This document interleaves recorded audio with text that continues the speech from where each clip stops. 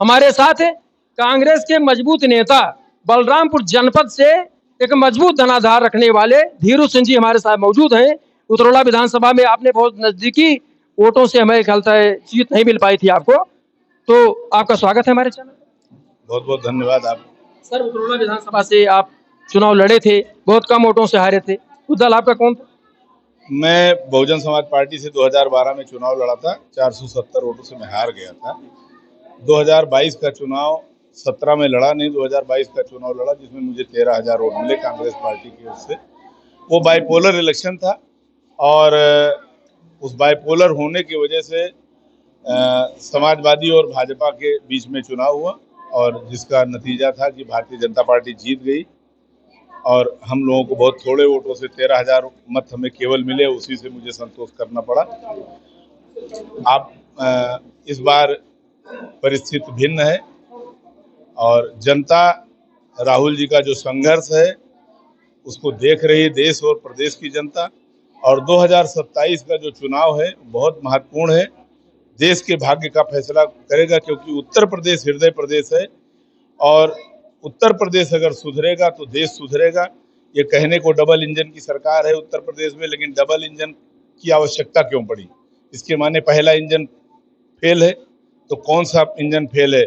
प्रदेश वाला engine fail है कि देश वाला इंजन फेल है? तो ये डबल इंजन करके जनता को गुमराह करते हैं, डबल समस्याएं देते हैं।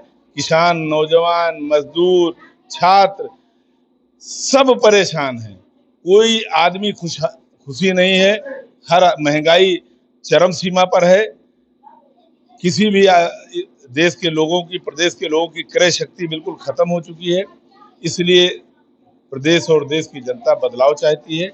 नौजवान, आपने देखा होगा अभी 8 अगस्त को राहुल जी का जो है छात्रों की गूंज की वो थी, उस सभा में जहां छात्रों की गूंज का कार्यक्रम था वहां पर स्लम का पानी डाला गया, नाले का पानी, नालियों का पानी उसमें डाला गया, गांठ गांठ भर कीचड़। लेकिन लाख छात्र, कम से कम वहां 10,000 छात्राएं, हमारे घर की बहन बेटियां वहां पर डटी रही और राहुल जी से नेट टू नेट बात किया। ये इस बात का द्योतक है कि प्रदेश में बदलाव की बयार चल रही है। 2027 में सरकार जाएगी, निरंकुश सरकार जाएगी, इसको कोई रोक नहीं सकता। सरकार जाएगी तो क्या कांग्रेस बनाएगी सरकार? सरकार अगर कांग्रेस नहीं बनाएगी तो बिना कांग्रेस की किसी सरकार बनेगी भी नहीं। जी, उतरौला में आप लड़ना चाहते हैं चुनाव तो लड़ेंगे। हमारे नेताओं का हमें आशीर्वाद प्राप्त है। हम 5 साल काम करते, जनता के बीच में रहते हैं। अभी आपने हमारे राम प्रताप सिंह जी को पूछा, 32,000 वोट पाए हैं, काम कर रहे हैं, लड़ेंगे भी वो, जीतेंगे भी वो, कहीं कोई शक सुबह ना पालिए।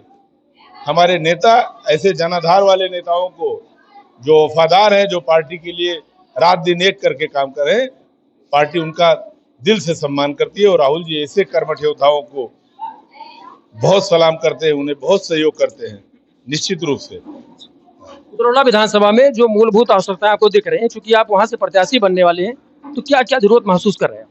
सबसे पहले तो वहाँ जो तुष्टीकरण है उसे खत्म करना है। हिंदू मुसलमान के नाम पर, अगड़े पिछड़े के नाम पर दलितों का शोषण है, मुस्लिमों का शोषण है, होता कुछ नहीं है।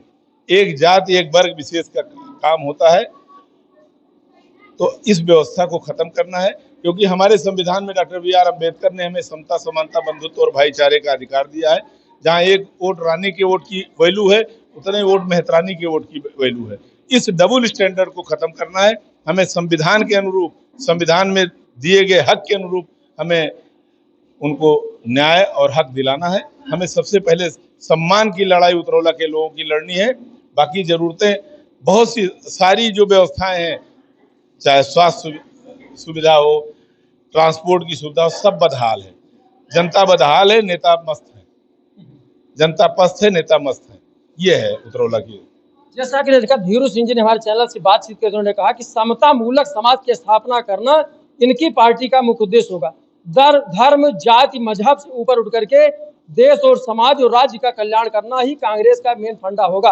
अब देखते हैं कि अगर 27 में समाजवादी या कांग्रेस गठबंधन होता है, इनकी सरकार बनती है, तो किस प्रकार से इन सारे मुद्दों पर सरकार कार्य करती नजर आएगी, ये तो आने वाला वक्त ही बताएगा। Bureau report, स्नगर।